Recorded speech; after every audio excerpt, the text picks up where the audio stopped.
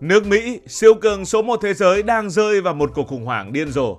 Khủng hoảng trứng chính là quả trứng bạn đang luộc và đang rán hàng ngày. Trứng đó là một nhu cầu thiết yếu, trước đây rất rẻ.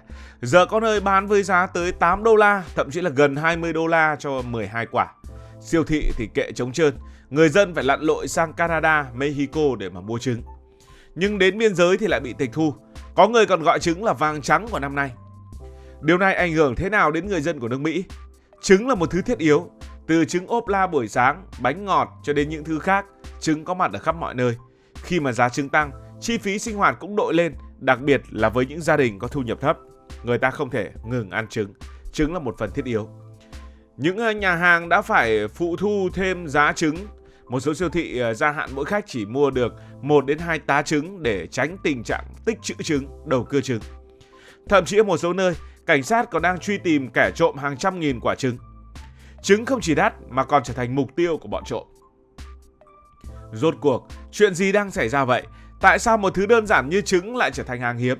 Và bình thường, trứng của Mỹ đến từ đâu mà bây giờ nó lại khan hiếm đến như vậy? Tại sao nước Mỹ đang khủng hoảng trứng? Bình thường thì nước Mỹ cũng có rất là nhiều trứng. Mỹ là một trong những ông trùm trong ngành sản xuất trứng, với khoảng 100 tỷ quả trứng mỗi năm. Để hình dung nếu mà xếp hết số trứng này, bạn có thể phủ kín cả một sân vận động, thậm chí là một vài sân vận động. Nhưng những quả trứng được sản xuất ở đâu và ai đứng sau ngành công nghiệp khổng lồ này? Hầu hết số trứng ở Mỹ đến từ một nhóm các bang được gọi là vành đai trứng. Và một trong những bang sáng sủa nhất chính là Iowa. Bang sản xuất hơn 14 tỷ quả trứng mỗi năm, chiếm đến khoảng 14% tổng sản lượng trứng của cả nước Mỹ. Bang này có hàng ngàn trang trại với những cơ sở siêu to khổng lồ chứa hàng triệu con gà đẻ trứng. Tiếp theo là những bang như là Ohio, Indiana, Pennsylvania và Michigan. Những bang này cùng nhau đóng góp hơn 30% số trứng của nước Mỹ. Những trang trại ở đây quả thật là những nhà máy hiện đại với hệ thống cho ăn tự động, dây chuyền thu hoạch trứng và công nghệ tối tân để đảm bảo mỗi con gà đẻ đúng KPI. Vâng, gà cũng phải đẻ theo KPI, khoảng 250 cho đến 300 quả trứng mỗi năm. California dù không sản xuất nhiều bằng những bang đỉnh cao nhưng lại là khách hàng VIP vì đây là bang tiêu thụ trứng lớn nhất, dân số rất đông. Họ nhập trứng từ những bang khác và cũng có trang trại lớn trong khu vực thung lũng trung tâm. Nói chung thì Mỹ có một mạng lưới sản xuất trứng trải dài khắp cả nước với những công ty lớn kiểm soát phần lớn thị trường. Nhưng không phải tất cả trứng đều được sản xuất giống nhau ở Mỹ. Ở Mỹ có 2 loại trứng chính, đó là trứng từ trang trại công nghiệp và trứng hữu cơ. Nói tóm lại là trứng không nuôi nhốt. Trang trại công nghiệp sẽ cung cấp trứng phần lớn về số lượng với những chuồng gà chứa hàng chục ngàn con trong những lồng thép nhỏ. Đây là nguồn cung cấp trứng gà giá rẻ. Trong khi đó, những trang trại nuôi hữu cơ với chuồng trại rộng rãi, đôi khi có sân chơi ngoài trời cho gà và dùng thức ăn cũng rất là organic. Trứng ở đây đắt hơn nhưng được quảng cáo là những loại trứng nhân đạo và cũng rất là chất lượng. Trước đây, Mỹ gần như tự cung tự cấp về trứng, xuất khẩu sang cả những nước láng giềng của mình. Nhưng giờ thì mọi thứ đã đảo lộn hoàn toàn. Thế thì chúng hãy xem ai là người gây ra cuộc khủng hoảng trứng của nước Mỹ. Đó chính là virus, và cụ thể đây là virus cúm gia cầm H5N1, một thời cũng kinh hoàng ở Việt Nam. Đây không phải là một con virus bình thường mà là siêu ác nhân của ngành chăn nuôi. Nó lây lan nhanh chóng như là cháy rừng, làm chết gà và gia cầm hàng loạt, khiến những trang trại rơi vào cảnh ác mộng. Khoảng 3 năm gần đây, Mỹ đã phải tiêu hủy gần 200 triệu con gia cầm, trong đó phần lớn là gà đẻ trứng. Mỗi con gà thì đẻ hàng trăm quả trứng như vậy mỗi năm. Khi hàng chục triệu con gà biến mất, hàng tỷ quả trứng cũng bốc hơi khỏi thị trường. Đây chỉ là cú đấm knock out vào ngành cung cấp trứng của Mỹ. Nhưng tại sao phải tiêu hủy nhiều gà đến như vậy? Chẳng lẽ không còn cách nào để mà cứu ư? Câu trả lời là gần như bất khả thi. H5N1 nó lây qua phân, nước bọt, lông gà, là thậm chí nó qua không khí khi mà con gà nó hắt hơi. Nó có thể sống sót trong môi trường hàng tuần, nên chỉ cần một con gà nhiễm bệnh, cả đàn, thậm chí là cả trang trại lân cận đều có nguy cơ. Cách duy nhất để ngăn virus lây lan rộng là tiêu hủy toàn bộ đàn gà trong khu vực, dù chúng có bị bệnh hay không. Không biết là các bạn đã từng nuôi chim hay là những cái con cảnh như vậy có nhớ cái đợt tiêu hủy H5N1 hay không?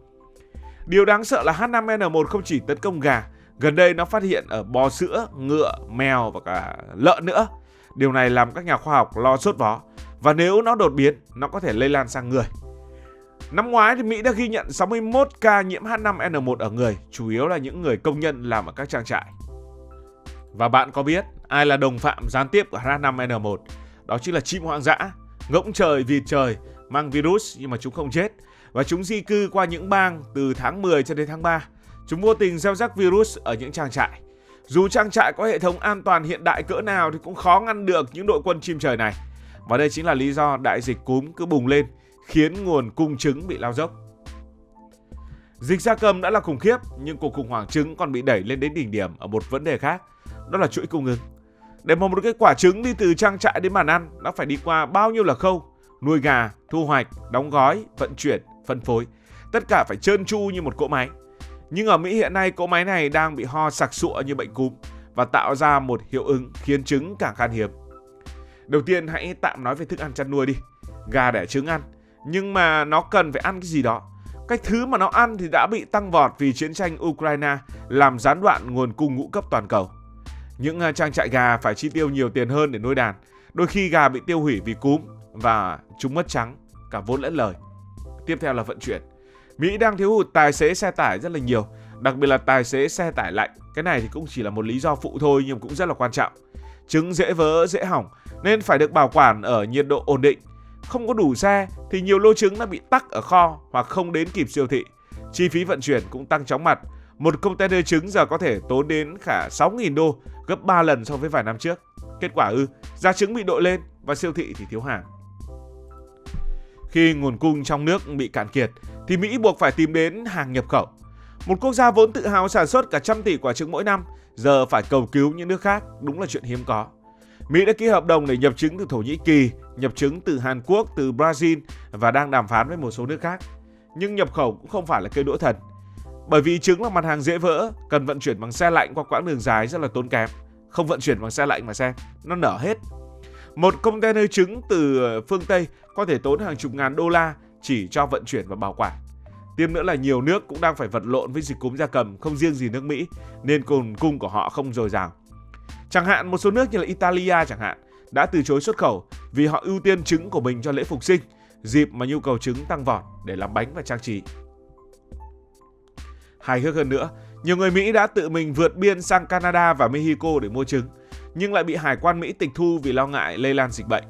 Số liệu cho thấy số trứng bị tịch thu ở biên giới đang tăng mạnh so với những năm trước đây. Ví dụ, bạn bây giờ sang du lịch ở Mexico hay là Canada, giả vờ mua được vài tá trứng, hí hửng mang về, rồi bị tịch thu hết. Đúng là dở khóc dở cười. Một số người còn cố giấu trứng ở trong vali, dẫn đến những câu chuyện quá hài hước. Trước tình hình này, chính phủ Mỹ tất nhiên là không thể khoanh tay đứng nhìn. Tổng thống Donald Trump đã công bố gói hỗ trợ 1 tỷ đô để giải quyết cuộc khủng hoảng trứng. Bộ Nông nghiệp Mỹ cũng đang đẩy mạnh nghiên cứu vaccine cho gia cầm, nhưng đây là một quá trình dài và phức tạp. Vaccine vừa phải hiệu quả, vừa không ảnh hưởng đến chất lượng trứng. Trong khi đó, những trang trại cần thời gian để tái đàn. Một con gà mái phải mất khoảng 18 đến 20 tuần để bắt đầu đẻ trứng, nên cả khi dịch cúm mà chấm dứt chẳng hạn thì nguồn cung trứng cũng không thể phục hồi ngay được. Câu chuyện về quả trứng ở Mỹ cho chúng ta thấy rằng đôi khi những thứ tưởng như là nhỏ nhất, mở tủ lạnh ra ngoài chuồng gà đập một quả trứng rán ăn, luộc ăn rất bình thường ở Việt Nam. Nhưng ở Mỹ, một quả trứng trên bàn ăn lại chịu ảnh hưởng từ những vấn đề rất là lớn lao. Nào là dịch bệnh, nào là chính sách, nào là kinh tế. Bạn nghĩ sao về cuộc khủng hoảng này? Liệu Mỹ có thể sớm vượt qua được hay không? Bình thường một tuần bạn ăn mấy quả trứng? Ở Việt Nam, chúng ta có nên lo lắng về giá trứng hay không? Hãy để lại ý kiến của bạn dưới phần bình luận. Cảm ơn vì đã quan tâm theo dõi câu chuyện này. Nếu cảm thấy thú vị, bạn có thể nhấn nút đăng ký kênh, bật chuông thông báo và chia sẻ. Còn bây giờ thì xin được nói lời chào tạm biệt.